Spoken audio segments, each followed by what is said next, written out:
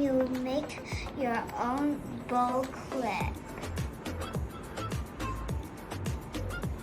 You just need three materials. You need a rubber band, a clip, and a fabric.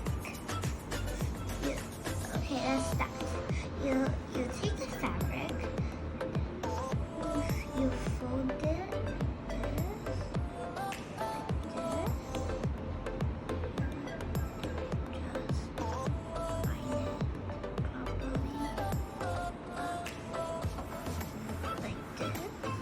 and then you take your rubber band.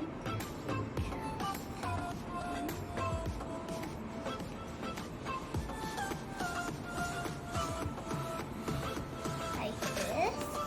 And then you take your clip, you open it, and then you take this side, you put it like this. Or you Now it will look like this. You just have to pull this one good.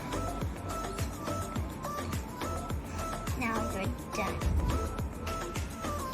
This is my second piece. See? 3 materials.